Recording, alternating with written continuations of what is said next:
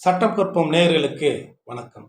நாம் இந்த வீடியோவில் எதை பற்றி பார்க்க போகிறோம் அப்படின்னா, நீதிபதியின் ஊதிய விகிதம், சம்பள விவரங்கள் தொடர்பான தகவல்கள், தகவல் அறியும் உரிமை சட்டம் மூலமாக பெறக்கூடிய தகவல்களே அப்படின்னு சமீபத்தில் சென்னை உயர்நீதிமன்றம் ஒரு தீர்ப்பளிச்சிருக்கிறது. இது ரொம்ப லேட்டஸ்டான ஒரு ஜட்ஜ்மெண்ட்டு. இந்த ஜட்ஜ்மெண்ட்டை பற்றின விவரத்தை நம்ம தெரிஞ்சுக்கலாம்.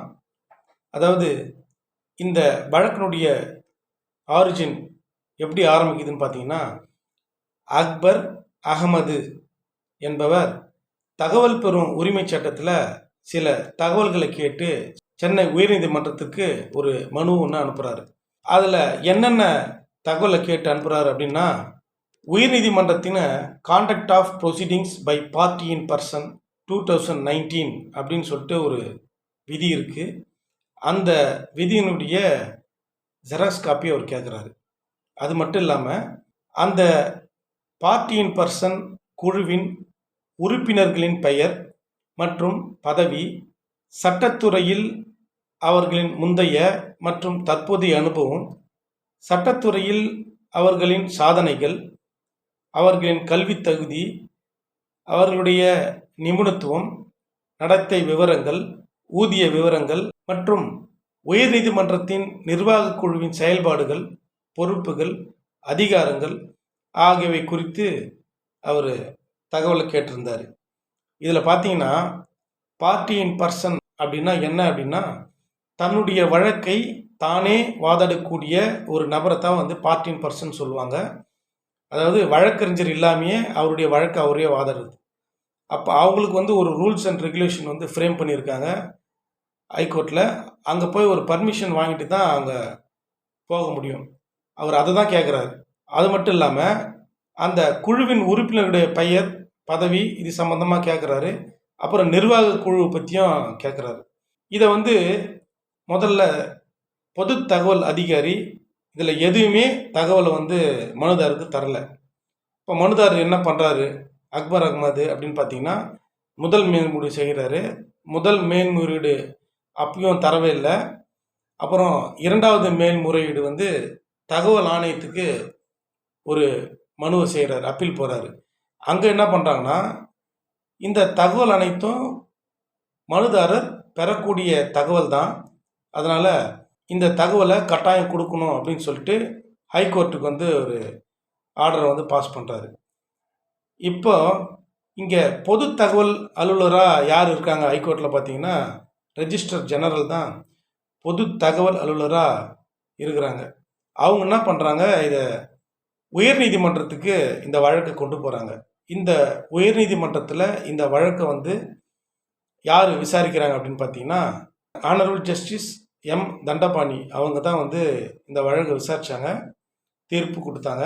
இப்போ இந்த வழக்கினுடைய பெட்டிஷனர் யார் அப்படின்னு பார்த்தீங்கன்னா, சென்னை உயர்நீதிமன்றத்தினுடைய ரெஜிஸ்ட்ரார் ஜெனரல் அவங்க தான் வந்து இந்த வழக்கில் வந்து பெட்டிஷனராக வராங்க.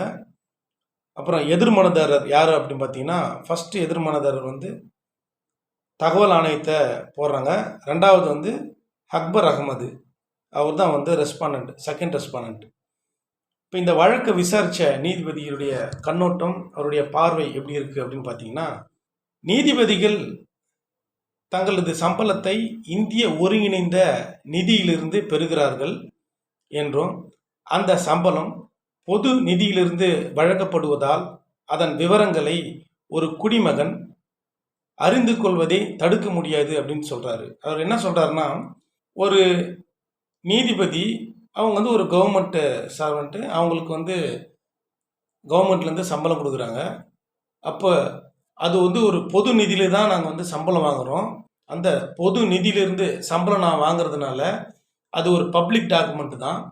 அந்த பப்ளிக் டாக்குமெண்ட்டை ஒரு குடிமகன் கேட்கும்போது வழங்குவதற்கு எந்த விதமான தடையும் இல்லை அப்படின்னு சொல்கிறாங்க.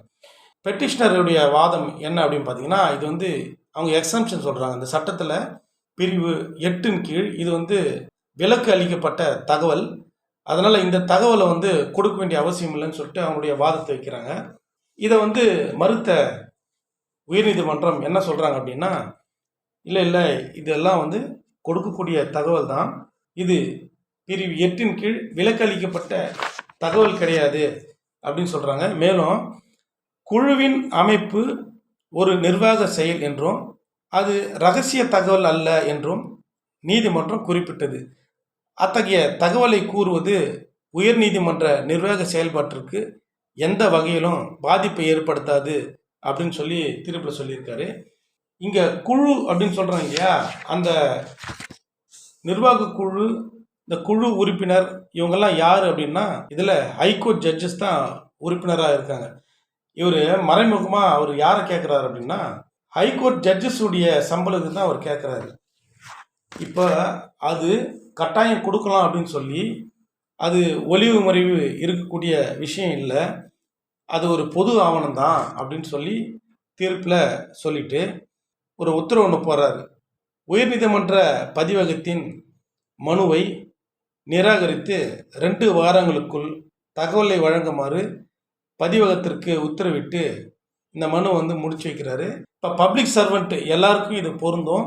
ஏற்கனவே இது சம்பந்தமான ஜட்ஜ்மெண்ட் வந்திருக்கலாம், ஆனால் இது லேட்டஸ்ட்டாக வந்த ஜட்ஜ்மெண்ட்டு எல்லாருக்கும் பயனுள்ளதாக இருக்கும் அப்படின்னு நம்புகிறேன். இந்த தீர்ப்பினுடைய நகலை டிஸ்கிரிப்ஷன் பாக்ஸில் லிங்க் கொடுக்குறேன், தேவைப்படுறவங்க டவுன்லோட் பண்ணிக்கோங்க. இந்த வீடியோ உங்களுக்கு பிடிச்சிருந்தா லைக் பண்ணுங்கள், ஷேர் பண்ணுங்கள், சப்ஸ்கிரைப் பண்ணுங்கள். அடுத்த வீடியோவில் நம்ம சந்திக்கலாம். நன்றி, வணக்கம்.